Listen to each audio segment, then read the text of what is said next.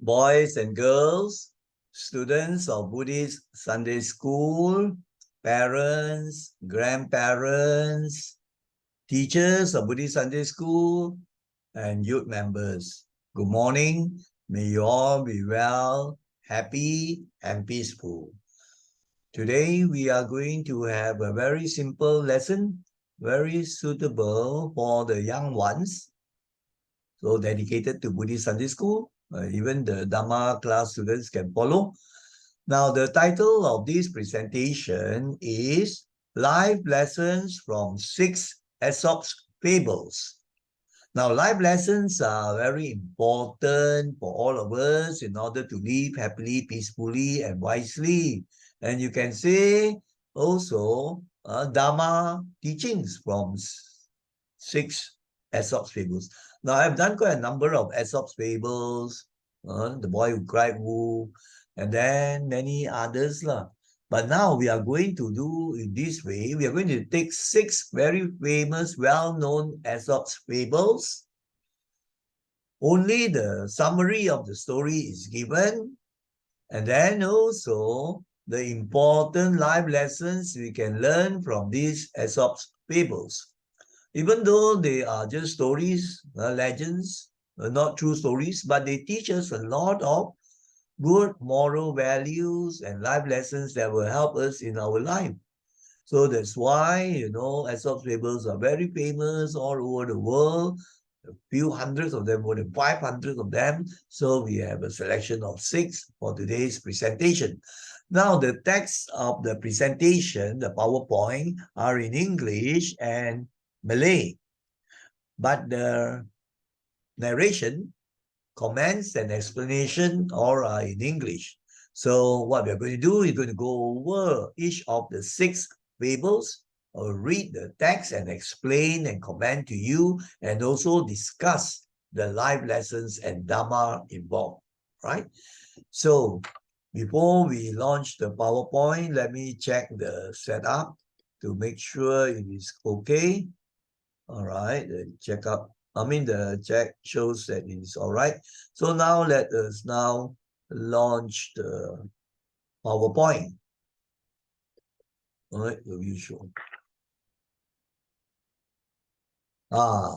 Live lessons from 6 Aesop's Fables. Now, of course, you see I've taken from the internet images, and they actually pertain to the 6 fables or stories that we are going to learn. And they have the life lessons. Some of them I've changed a bit. And, in Aesop's Fables, you have usually the main characters as the animals, the various animals. And in these stories, the animals can talk, you see, and they can also understand one another, because they are stories. But important thing is the Dharma message, is the life lesson that we can learn from each of the story. That's the important thing, right? So let us now go on to slide number 2 now. Now, the slide number 2 is titled The Tortoise and the Hare. I think most of you probably might have heard at one time or other the famous Aesop fable of the tortoise and the hare, with a very interesting message of slow and steady wins the race. But it doesn't matter. I've gone over this story how many times already, and then we reflect, we can learn a lot of Dharma. Now, the tortoise, I think, kura kura, and then the hare is of the same family as the rabbit. So the Malay translation still uses the word anak, which is rabbit, you see. So the same family, but it can run very, very fast. The rabbits also can run very, very fast. You can say different species only in a way. So let us read the story and then comment on it. A hare is boasting about his speed in front of the other animals and challenges any one of them to race him. So there was this very proud hare or rabbit, if you want to, and very boastful, telling all the other animals, I can run so fast. Anybody can beat me in a race. You dare to accept or not? That's what you're trying to say. Very boastful character, which is not good to boast. Then there was this tortoise. A tortoise accepts his challenge. At first, the hare thinks it's a joke, but the tortoise is being serious. You notice everything is written in the present tense to make it more lively in a way. So, when the hare hears the tortoise saying that, I will challenge you, the hare thinks it's a joke. Maybe he makes fun of the tortoise. You cannot be serious. You walk like an old person, step by step. I can run so fast. How can you beat me? The tortoise say, I'm going to challenge you. So then he is very proud. He say, okay lah. So soon after, they begin the race. So, of course, there are many people watching at both ends of the track. Ending also, there are animals there, starting also animals there. So the race starts. Wow, the hare shoots out like a jet, The hare runs full speed ahead, Wow, zoom. And then he looks behind. Ayo, the tortoise, no sign of the person. He was making fun of the tortoise. So slow. Like a snail. So far behind. I can rest. So you know what the hare decides to do? He decides to take a nap. A short sleep. So under the tree, he takes a nap. But the tortoise, a tortoise cannot run like that, isn't it? So you move slowly, step by step, and then he passes the hare still sleeping, the tortoise doesn't bother. So the tortoise still goes on. Then after some time, this hare wakes up from the nap, and then he notices, wow, the tortoise is already nearing at the distance. He can see, wow, he's nearing the finishing post already. Cannot, too late already. So he tries to run, he cannot. So the tortoise has reached the finishing line and he wins the race. So you see, this is a very, very simple story. That is story number 1. So now let us look at the life lessons that we can learn from this story and to remind yourself often. Now, the life lessons. Of course, one important point is never give up. So the tortoise doesn't give up. Even though he starts off very late, he knows that he just goes on. That's one good point. Likewise, in your Dharma practice also, don't start off like hanga tai ayam, and then after that you give up. You say, I don't want to study, really boring. I don't get any benefits. You're not patient, isn't it? And the other very important point is slow and steady wins the race. Some people, when they do things, they rush, rush, and then makes the mistake. So they cannot be successful.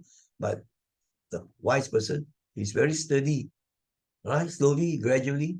If he can speed up, he will speed up. If not, he will just be very sturdily going ahead. So sometimes, in life, it might look like other people are racing ahead of you, You think, they are better, they are so far ahead, they are successful. But you never know.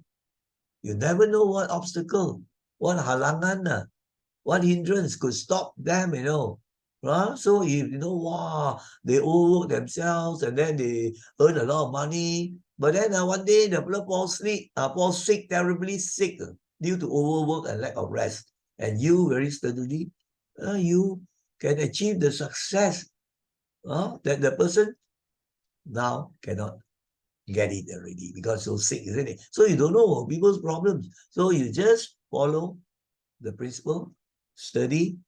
When I can go a bit faster, I go a bit faster. Otherwise, I won't rush. It is important to keep moving forward.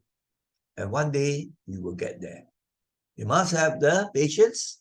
You must have the determination, perseverance, never give up. Just have confidence, positive thinking. And whatever you want to do, you follow these principles, you'll be successful.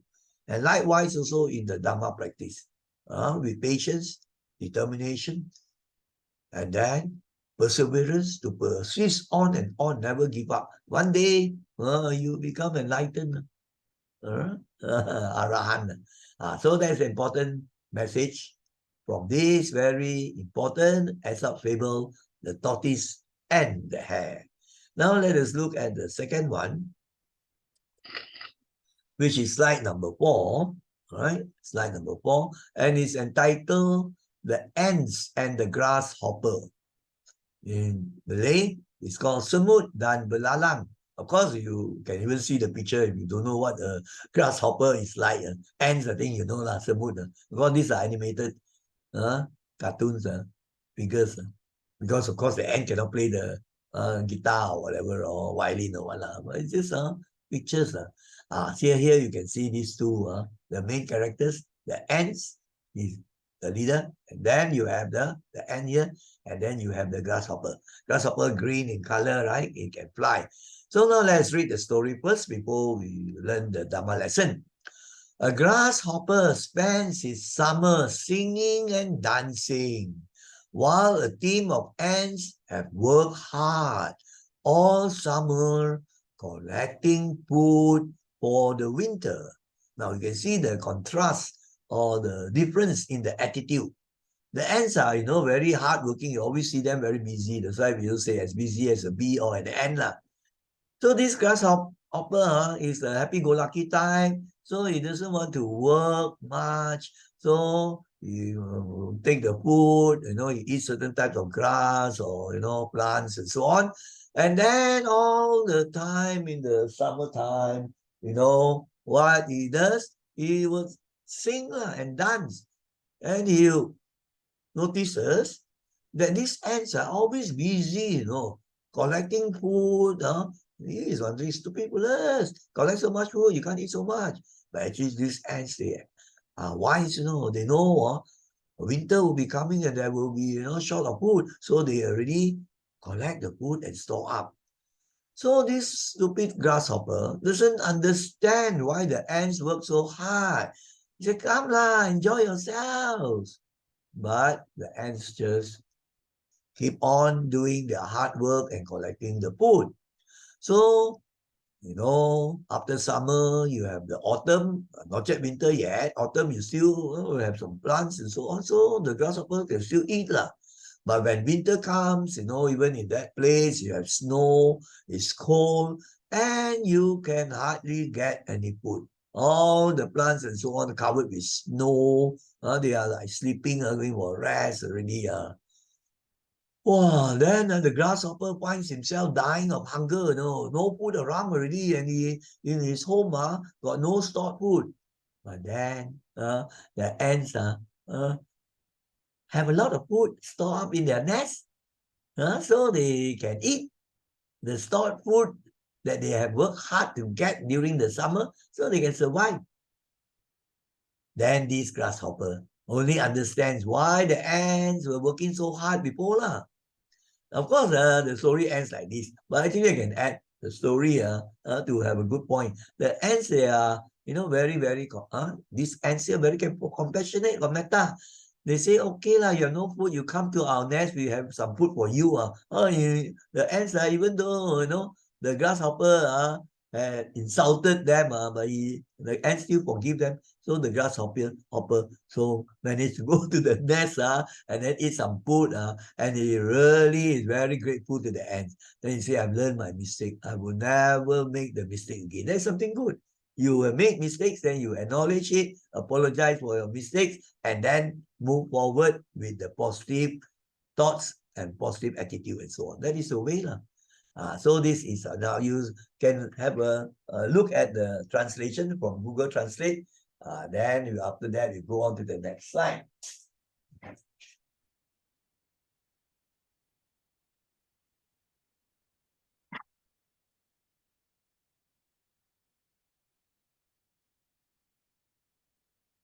Now, the Malay translation, basically, I have got from the Google Translate, but I check with whatever Bahasa Malaysia I know, and then change a bit. Anyway, we focus on the English, and later on, if you watch the PowerPoint again, you can read the Malay. You can improve both English and Malay. That's a good thing about having this bilingual thing, dual language. Now, let us go on to the lesson. I've actually told you some lessons there already, live lessons. The pelajaran hidup, live lessons from this story, semut dan belalang, the ants and the grasshopper. Now, there's one very important thing is work hard, right? Diligent. But we also must be wise enough to take some rest from time to time, isn't it? So there's a good lesson. The ants are smart, of course, they work hard, but they also have time for rest. So there's a time for work and a time for play. But you know, nowadays, so many young ones play and play, homework they won't do, project they won't do, until last moment, procrastination, last moment, then on to do last moment, and they come up with lousy work, right? So finish your work, your homework and whatever. There's a time for work and a time for play. So a good student balances the two. Just because you don't think something is important right now, doesn't mean you should ignore it or put it off. You have the wrong thinking. You say, no, what, man? You do all so much homework for what, everything? But you don't know that all these things are for your future, right? You are learning, getting good education, and then later on, you go on to college or universities, then you'll be successful, right? And earn a good living, you help your parents, and so on. So there are benefits of the education. So don't just look at it, hey, now it's time, I better enjoy my life as much as possible. That is stupid thinking. You can have fun and play, but remember time for work, time for play. It's okay to have fun, but make sure your work is done before. And then another important reminder, always be prepared for what's ahead. Yes. Like for example, you are going to a place, so you must be prepared. Make sure if the place is a cold place, you have your jacket, and then certain important medicine you bring. All these things, be prepared, like a scout's motto, That's why there is a saying, if you do not plan, you do not prepare and plan, then you are planning to fail. You fail to plan, then you are planning to fail. Here we say prepare, right? If you fail to prepare, then you are preparing to fail. If you fail to prepare, then you are preparing to fail or planning to fail. So that is this the ants and the grasshopper. Now let us go on to slide number 6 now. Slide number 6. It's titled The Dog and Its Reflection. Bahasa Malaysia, sometimes they use the word bayang. Bayang, sometimes people think of as shadow only. Reflection is a good word. Like for example, when you look into the mirror, you don't say, I see my shadow. It's better to say, I see my image as a reflection. I see my reflection, you see. Or you look into the water and you see an image there, which is not real, and that is a reflected image, right? Whereas the shadow, we normally think of as black, right? So in a hot day, when you go out, then you have the shadow. So the Malay word also, they use reflexi. So now let's read the story. A dog is walking home with a piece of meat in his mouth. Actually, the picture shows the dog with the bone. But you can picture this way. The meat is coating the bone. So outside of the bone, you have the meat. So because the most common picture you can get is actually a dog and the bone, you see. Actually, dogs also like to eat bones. So some versions of the story use the word bone. Right? But it doesn't matter, right? Meat or bone in the mouth. So this is a stupid dog. So on his way home, he crosses a river. There is a wooden bridge, as you can see in the picture there. And he looks into the water. So what does he see? He sees another dog. Actually, it's not a real dog. It's his own reflection. But he mistakes his own reflection for another dog. And he sees the dog, right, having also some meat, or you can say even the bone, in the mouth. Wow, you say, and then the reflection is quite clear. You say, wow, this other dog, right, has this meat also. How good it will be if I have also his meat. I want to have 2 pieces or 2 bones also. So he wants to frighten the other dog. He thinks it's the other dog, but actually it's just an image. So what does he do? He opens his mouth to bark. Whoa, whoa, whoa. The moment he opens his mouth, what happens to the meat or the bone?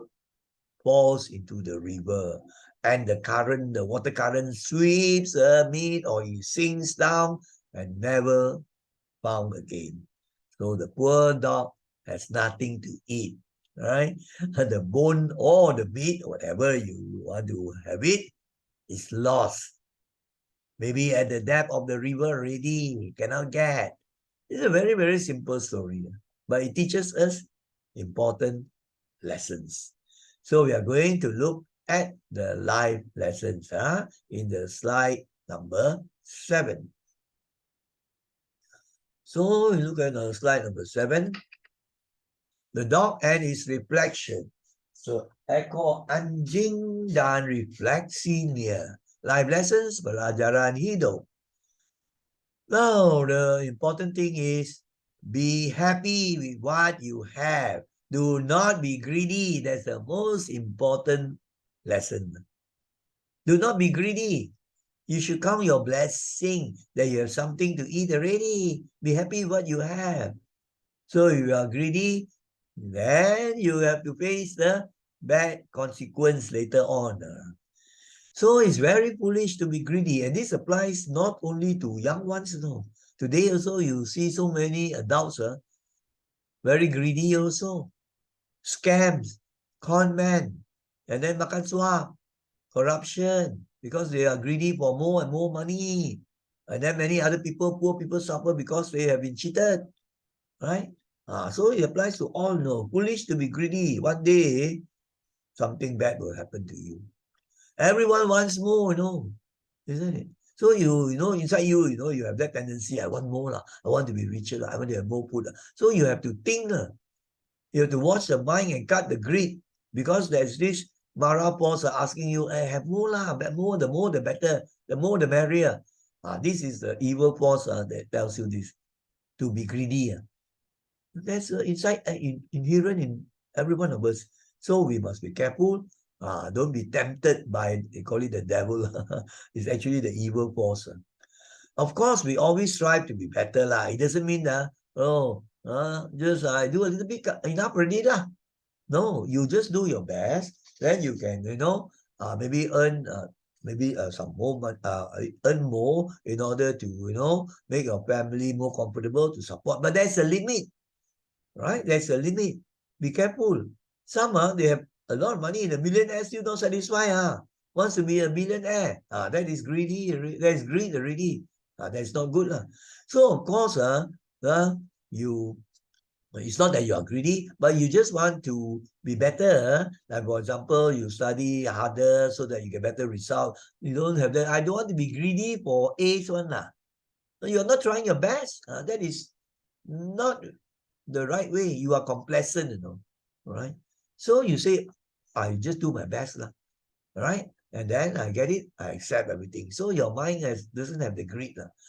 So it's important to reflect on the things you do have and do not take them for granted. Do not be greedy, just as remember the story I said, or I told, no shoes. The boy already has a few pairs of shoes already. Reebok lah, Nike lah, right? And then another few power or what. Then he always kacau, disturbs the mother, say, I want more shoes. I want to have Adidas. Or I want to have, if he doesn't have Adidas, he wants to have Reebok, any of the brand that he doesn't have on. No, that is being greedy already. Cannot count the blessings. You have to be satisfied. You have to think and say, wow, so lucky. I have all these things already. And this boy learns the lesson. When he sees another boy so happy, he has no legs. He's not complaining, not enough shoes. That was a very good story, So do not take for granted, count your blessings that you have a good family, you have good food to eat, you have education, you have even a mobile phone, some of you, things like that. Because one day you might end up with nothing, but regrets of things you could have done. Actually, then you regret, I should have worked hard. I should have done more good. Why now? Now I end up with terrible things. Because all your good blessings used up already. All your luck, actually your blessings will be better. All the good things use up, and you have not done good things to increase all your blessings, your better fortune. So must always keep on doing good. Because one day you may regret that you have not done all this, always wanting more, want to have, want to take, don't want to give. That is not good. So this is also a very important lesson that you need to learn well. So actually you buy things or you get things out of need because I need it, I need the food, I need the drinks, or I need some just pairs of dresses and so on, all right? But many people, not because of need, but because of greed. They want more and more, and then depriving other people, right, of the things. Like you see, free gifts or wow, there's a rush, wow, they rush free things, free Milo or free whatever lah, right? All rush, and then not enough. His notice says that take one packet each. Wow, the two hands will grab so many, and then those who queue up at the back in the end, nothing. That is terrible. It's something not good. It's greed. And one day you will face the bad things also. You do something bad will happen to you. And then you have no more blessings already. So this is an important lesson. The story is simple. Now let us go on to the next story, which is slide number 8. And this story is also very famous. It's a very famous Aesop fable titled The Crow and the Pitcher. Now, I put in the image so that you have an idea what the picture is like. I see used to contain water. And you can say a jar also, yes, a jug or a jar. So this jar, it contains the water. A crow, I think you know the type of usually black color crow. You can see even in housing estates. So this crow, they will make certain types of sound. In Malay, I check, they call it burung gagak. And the picture, they use the word kendi. So anyway, let us read the story. Very simple. Aesop fables are all very simple, but very good life lessons. A thirsty crow comes across a pitcher which had been filled full of water. So, a crow, a bird, will have to go and fly around for food and water. So one day, so he was very thirsty. Maybe there was no river nearby or stream. So then he managed to find a jar or pitcher, you can say, and he has water, right? And actually, it's filled full with water. It's not up to the brim, It's up to just the neck area only. Not completely up to the brim, it will overflow, right? So up to a certain level, and consider full already. Just a picture, this picture is better, you see. So it fill up to here already. And you will notice that the beak of the crow, there's the thing, the mouth area there, it's not very long, Well, it's not like a hornbill or what. So it is very short. So then when the crow steps onto the pitcher and then puts his beak in, it cannot reach the water. The water sail is up to this mark. And then the crow stands just on the lid of the pitcher. But the thing cannot. So he tries very hard, cannot. So he cannot just push. He doesn't have the strength even to push the pitcher over. So he cannot reach the water. He keeps on trying. But then he says, give up. Then he gives up. But after having said that and giving up, then he thought again, I shouldn't give up. I must think of an idea. So at last he comes up with an idea. So what does the crow do? So it goes around nearby to pick up the small stones we call pebbles. And then he drops the stone one by one into the pitcher. And you know very well, when you drop the stone into the water, what happens to the level of the water? It will rise, right? So the more you drop, the higher the water level will go up. That one everybody knows, basic science, you see. Then the water now reaches nearer the top already. So when the crow puts its beak inside, it could reach, it could drink already. So that was successful because as the pebbles are dropped into the pitcher, soon the water rises up to the top right? And is able to quench his thirst. Otherwise, I imagine so thirsty, no water. So it's a very simple story, but there are many good lessons we can learn from this simple story. So we are going to look at the life lessons of this story, the crow and the pitcher. Now, I think one very important lesson also we actually should have written is that don't give up. When you think that something cannot work, it's a failure, don't give up. So there's this message, when there's a will, there's a way. If you think hard, you say, well, this is a problem. I think hard, I have this will to succeed. Then the idea can come. And then you keep on at it. And finally, then you succeed. Remember, I told you that very famous story about the scientist. This scientist, you know, he was Thomas Edison, the scientist name, the American scientist. So that time, nobody had discovered or invented the electric bulb yet. So he was the first. So he started experimenting to find a way to get the electric bulb. Every time failed, hundreds of times he did and still failed. So some of the friends say, yeah, no use one. You try how many hundreds of times and give up. You learn nothing. Then no. Every time I don't succeed, I fail. Then I learn something. Oh, this method cannot work.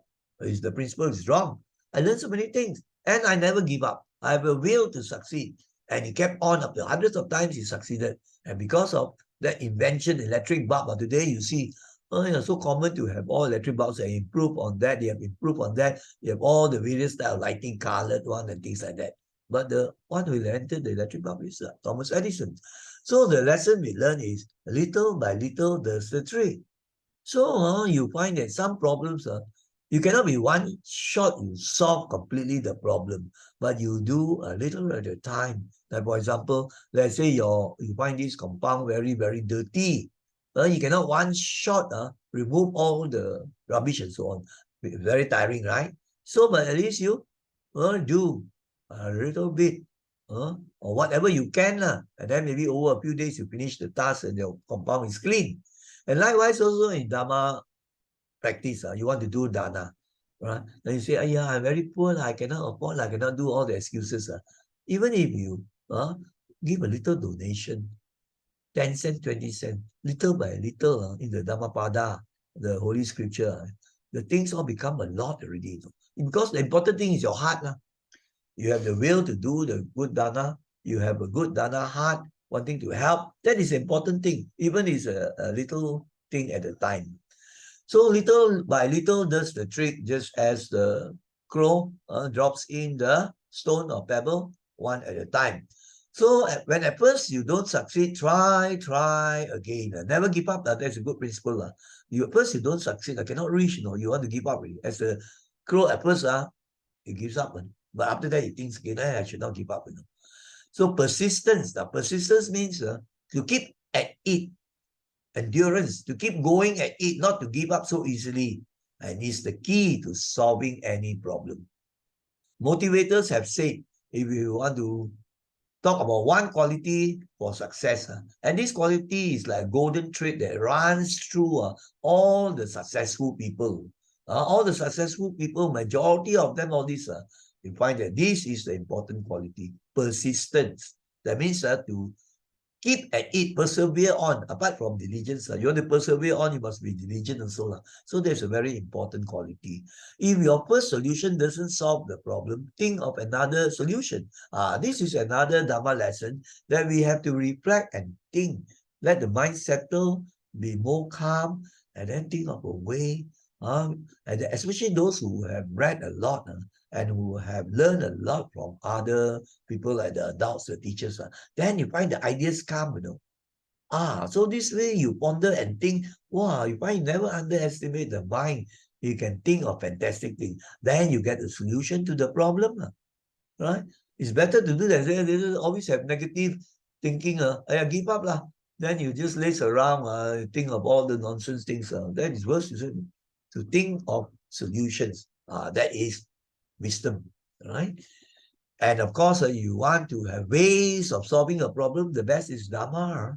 Apart from the school subjects you learn, the Dharma enables you to think clearly, creatively, divergently, and wisely also. And there are many, many cases of people who have benefited from learning the Dharma. Now let us go on to the next story, which is number 5. Slide number 10 now. And this story is also a very famous Aesop fable. It's called Belling the Cat. Belling. Belling means to put a bell around, usually let's say around the neck of another person. In this case, to put a bell around the neck of the cat. Right? So this story concerns the rats or the mice and the cat. So there was this family, or using present tense, a family of mice has been living in fear because of a cat. And you know that usually the mice or the rats are very scared of the cat. The cat will chase the rats though. But there have also been cases where the rats and the cat are friends, Just as people say, the dogs and the cats are enemies. The dog will chase the cat and bark at it. But there are also cases where the dogs and cats become very good friends. So it goes to show a very strange thing, but actually yes, maybe a connection with the past karma.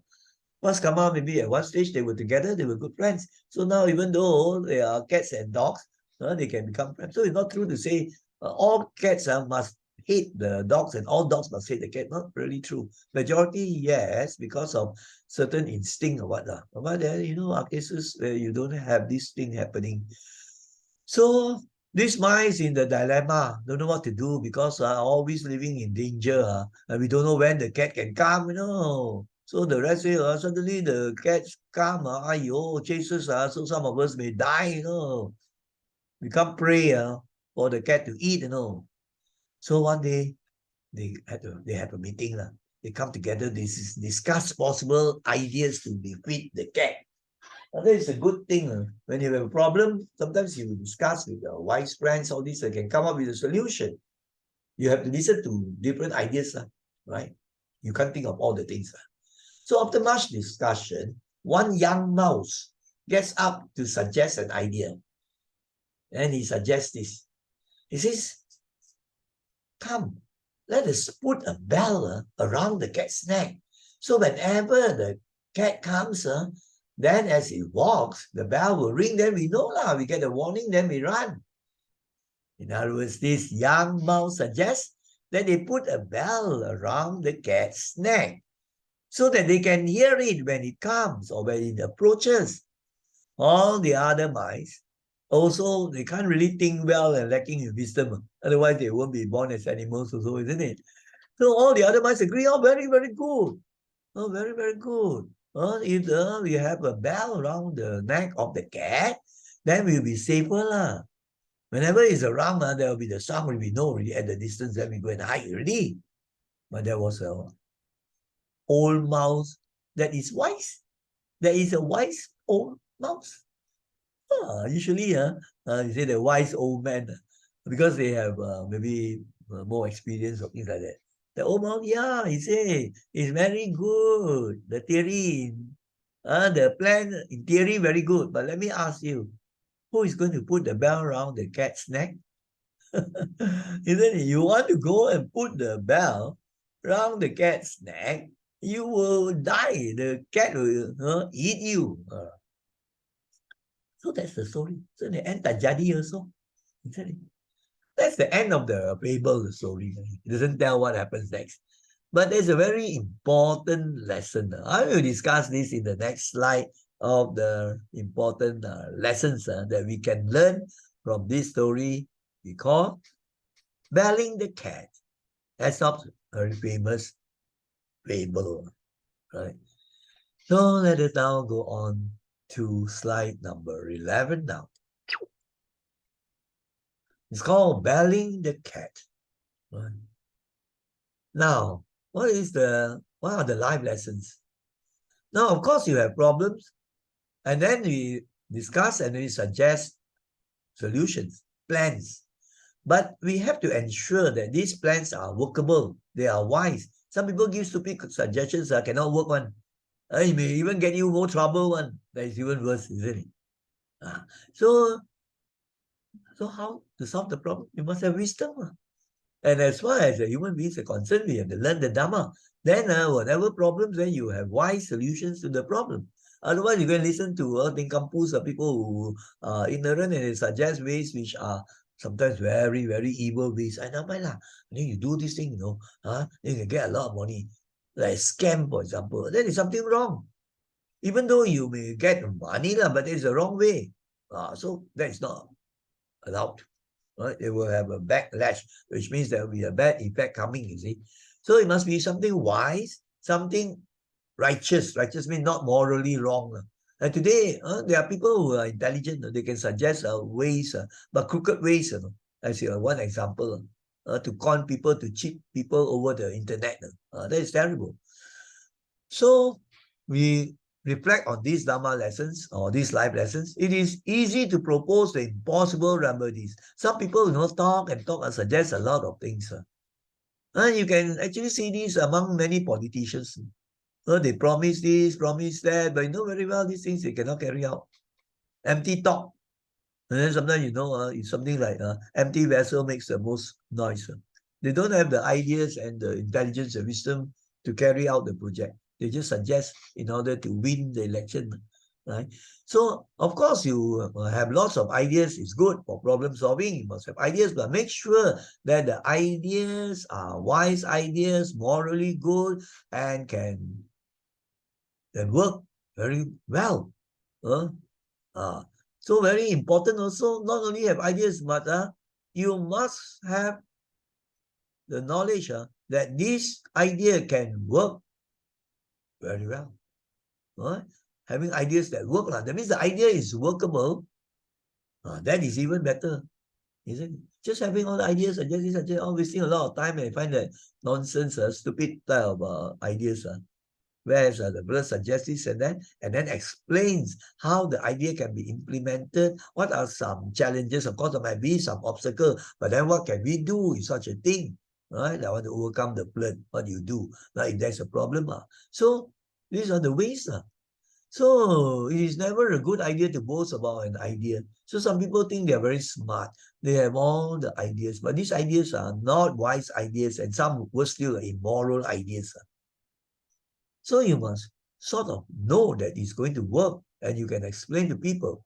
So remember, people want straightforward solutions, which means that the solution to the problem must be easy to follow, must be clear, and not giving more problems. Some people suggest something, and then there are more problems coming. Like look at the school system, they suggest, you see, the students will learn more if every subject has 3 or 4 workbooks, all this. So some they are smart elect, don't know from where, they come back and say that, every subject must have 3 or 4 workbooks. But he doesn't realize that this idea is a stupid idea. 3 or 4 workbooks, so many workbooks are now, they have the problem. Wow, the bag so heavy, and then the poor families cannot afford to buy so many books. So he doesn't see the problem, he doesn't offer the solution. That is a stupid suggestion. That's what we mean, right? So many things that you think about, you see, there are really stupid ideas. You see? And this happens at all levels. So this is something that you have to be very, very careful. Otherwise, people, they can say, this cakap banyak lah. Tak boleh jalan punya. Itu project tak boleh jalan punya. So, you get a bad name, isn't it? So, what is the way out? The way out is to improve the mind. Improve the mind. Learn more life lessons. Learn Dharma, because then you'll be able to think more clearly. Like for every Thursday, not every Thursday, because it lost a lot of work. I think about 3 weeks once I put on Thursday posting about even the Sunday school or the Dharma classes students can refer. All about thinking problems. You try to solve this puzzle. Maybe this is a maths puzzle, or maybe a language puzzle. Many types of puzzle. Also observation. How carefully can you observe things? All this, the purpose is actually to train the mind. When the mind is trained, the brain cells fire very well, and you can think more clearly, faster also. And then you are creative. So there are many benefits research has shown if you solve more and more puzzles. I remember I used to like to solve all these puzzles when I was even in primary. So I found that this has helped me to think out things better. So for those of you who are not aware, you can tell your parents, right? You can actually go into my Slideshare website and look out. You find the post will be there. It's all about brain, mind, thinking. All these are there, this slide or this presentation has a lot of puzzles to solve. And the answers are given. You try and read, then so even you don't know Dharma, you try and read, then you look at the answers, oh, like that, this is one way of thinking, which I never thought of. Like problems I put on detective, detective one. Wow, something happens, everything. So this smart detective will solve the problem. Can you think of the solution? You think, you say maybe like that. Then after that, you check the answer. Oh, yeah, very logical. Many benefits. But unfortunately, today people, they just want to watch all the singing and dancing in TikTok or maybe YouTube and so on. Not to say you cannot do that, but they only do that. So that doesn't help you to think logically or improve in your wisdom. Now let us go on to the next one, which is the sixth one. That means it pertains to crabs. The title is The Two Crabs, Dua Ekor Ketam, right? I think most or nearly all of you would be familiar with crabs, isn't it? Right? Sometimes even you go on the beach, you see those small crabs, or you go to the market, you see people sell the crabs. And some of, they are maybe live crabs. So they go and cook and eat the crab's meat, I think you know that, isn't it? Now, so the story goes like this. Two crabs, a mother and a child, are walking across the sand. The mother crab scolds her child for walking wrong and tells him to walk more gracefully. You imagine the scenario. One good thing is as you read a story or as a story is being told to you, you use also your right brain to visualize. I put in just a few pictures so you can picture. Those days we never had TV, we don't have smartphone or internet, all this nothing, but we had the books. So all words only. And then those pictures are very expensive. So we buy all those. But as we read, we can imagine, right, in our mind using the right brain. Wow, very exciting. Look at picture that. That's how we improve our thinking, our mind creativity, because you have exercised it. Some people never use the brains more properly. Remember there was this joke, right? So this person, it's not good to say that but this person it's true he's very smart but he doesn't have compassion. He told his friend, who was a bit slow, he's not smart, not clever, right? He fails in his tests and all those things. So then his friend tells him, if there is a sale for brains, right, that means imagine the market all selling brains, and then they can do a brain transplant and put the brain into your head. Then this fellow told me, hey friend, Agong, your brain will be the most expensive. Oh, this Agong, he's simple-minded. Oh, he say, yeah, true. Oh, my brain most expensive one. He sell, gets I mean, he will fetch the most money one. Highest price. Then the friend said, yeah, Agong, yeah. Then Agong said, why? Because your brain is very new, never used before one. So very new, very costly lah. He doesn't know that it's an insult. When somebody say you never use your brain, that means your brain is terrible, cannot function well. This Agong say, oh, thank you, my brain very new, never use the brain. That's a joke lah, right? So in this case here, so the mother scolds the child. So scolds a child, the baby crab lah. Why you walk like that?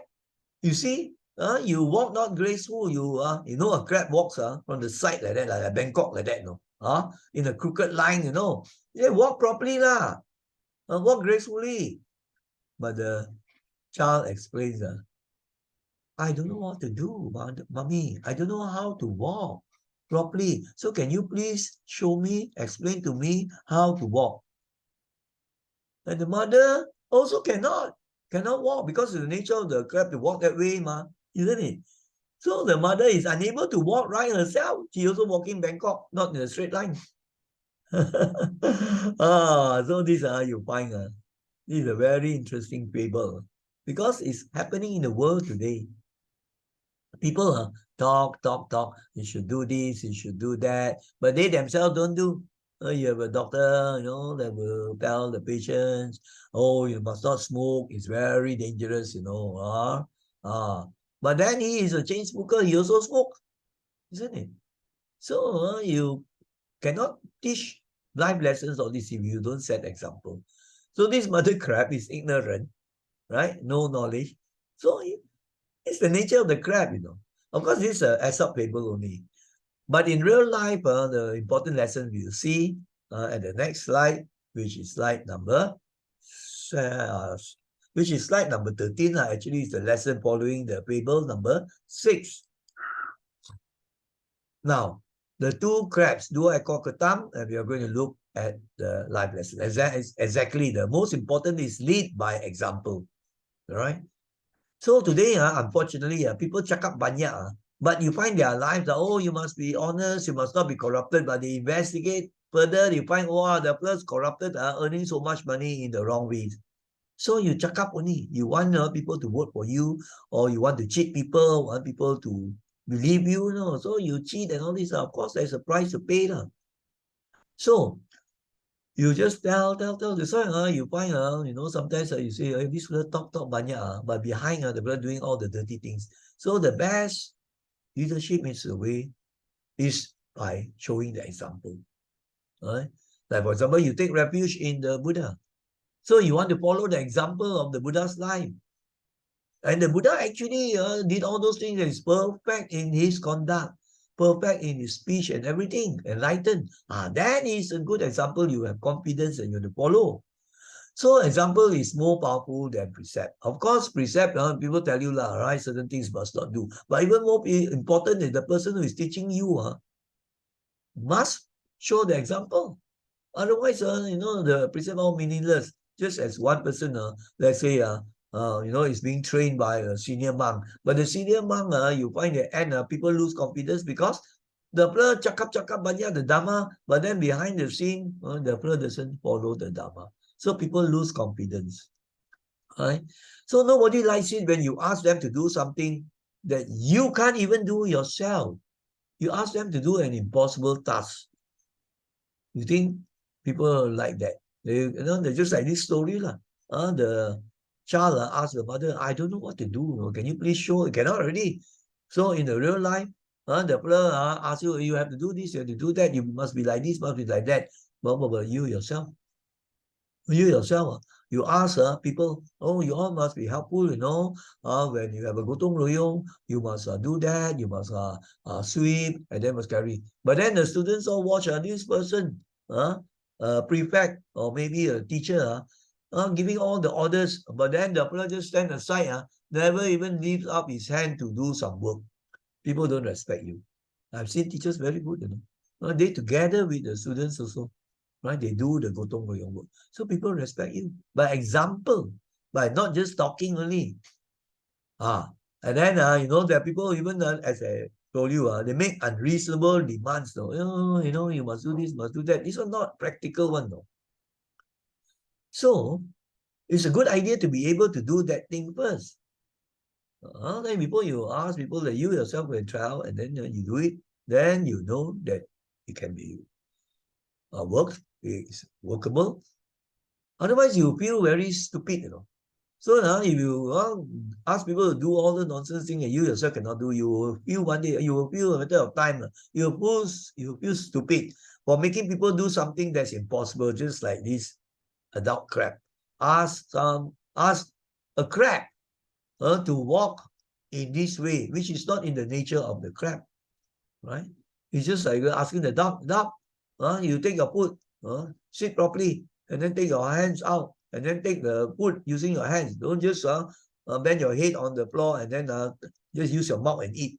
do something. It's impossible because the nature of the dog is to eat that way. So this is an example.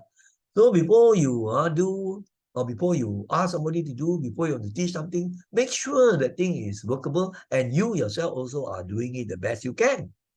Then only you command respect. Some people want to ask people to respect them. Oh, you never respect me. You never greet me in the morning. Right? You, how come not punctual? You everything all criticized. But what about you yourself? The fellow also comes to class late, the teacher. Huh? And then I use bad words. And tell people don't use bad words. So it's very, very true. Example is a very important thing. Lead by example. Okay, so that is a very important Dharma teaching also, a life lesson. So now let us go on to the end already. We're coming to the 14th already. Now you see this picture is quite interesting. You see they're showing the animated clip. Just shows the walking is not the usual thing of animals that walk straight, very they were very clumsy like that. That's the nature of the crab. All right. So when you reflect on this, then you begin to accept and respect. Just as most people all will use their right hand, isn't it, to write and so on. But there are certain left-handed people, right? And then you go and look down on them. You look down on them, it's terrible, isn't it? It's a nature, everything. There have been very successful left-handed people, you see. So some parents very upset. Of course, maybe if it's due to learning a habit that you pick up, then you can try to correct. But very often is the nature, all right? Nature will be left-handed. So then you accept it, isn't it? Just as another thing of this what we call transverse type. There's a very bad word they use, pondan. So sometimes in the class you see some boys who are more girlish, right? They have some female characteristics. And then there are other people will disturb them, call them pondan and all the terrible things. What about if you have a brother or a son and so on who is like that? Do you like people to make fun of you? No, right? So we accept the person, right? And very likely it's not that he wants to be like that, Why should he want to be like that and look down and disturb by others? That's the nature. It's got something to do with the karma, you see, right? But then why don't you look at the other good qualities? He is a helpful person, everything, except that he's a bit girlish. So they go and call him Pondan and make fun of him. That is not good. So this is an example. You see? Now let us go on to the last slide already. Oh, that's the end slide. We have altogether 14 slides. So, of course, I put in the pictures, as I told you, Aesop Fables, usually, you have all the various type of animals. You have hundreds of Aesop Fables, you have so many types of animals involved. Very common ones will be like the monkey, the fox, and then also the monkey, the fox, very popular, I noticed. And then the deer, elephant. So these are the popular, even you have also all sorts of birds also.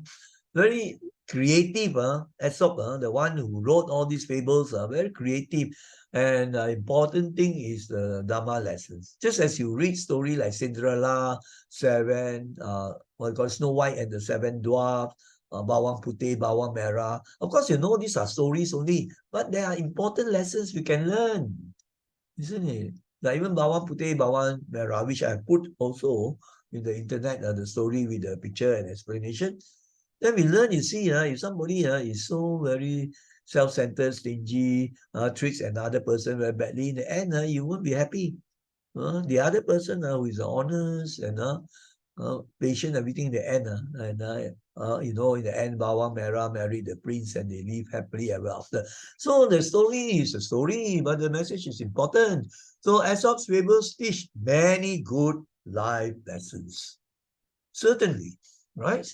The mouse and the lion, remember the story? The boy who cried wolf, all those fantastic Aesop fables. So many. In future, I will use others. So may you all learn the stories well. But just don't know the story just like, a story only. Think about what are the lessons that you can learn and to live according to the wise messages. Then I have this very important line. May you all learn the stories well, right? When you learn the stories well, understand that is not what we went through, then your life will be more happy, peaceful. You won't get into the trouble or into trouble easily with people. You won't face with so many problems and you know how to handle them. Why? Because you have learned important life lessons from the stories that you have read.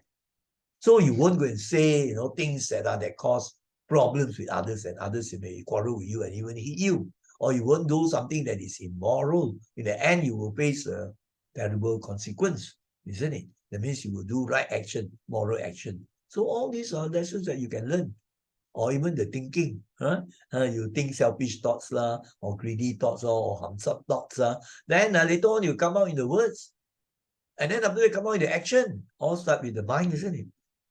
So all these can be shown in the various Aesop's fables. So if you learn them very well, I'm sure you're going to benefit. You're able to live more wisely. And when you live more wisely, you'll be more peaceful. You'll be more happy. Then you have less problems, right? And then if there are problems, you can't help it. Everybody will have problems. But you can actually face with the problems or even solve them much better. So these are the lessons I can give you in terms of life lessons and Dharma. The stories, of course, you can read anywhere. You have the stories, but if I have look at the internet or YouTube, all these they have these stories, but not many, very few, will explain all the life lessons. So I feel that is very important. You must have the patience. That's the most important thing. So most of the things done over the net, like YouTube and so on, they have the story, very nice, animated, everything all. It's a good story, everything, but it's lacking in the explanation for the good moral lessons. That's why I decide to do this way. So before we say sadhu 3 times, right, to all you young people, boys and girls, students of Buddhist Sunday school and primary school students all over, even if they are not in the Sunday school, and also maybe Dharma class students and even youth members, parents, grandparents who are teaching the young ones. You can tell stories, very good method. They love to listen to stories, young ones. And then also the teachers of Sunday school for doing good work. So to all of you, I say thank you and sadhu. You have spent your time and energy following this presentation and the discussion on the life lessons and the Dharma. So may you all be well, happy, and always follow the Dharma. So now let us put our palms together and say sadhu 3 times. Sadhu, sadhu, sadhu. Boys and girls, students of Buddhist Sunday School, and all students and youth members, may you all be well, happy, peaceful, and healthy. May you live by the Dharma. Take care.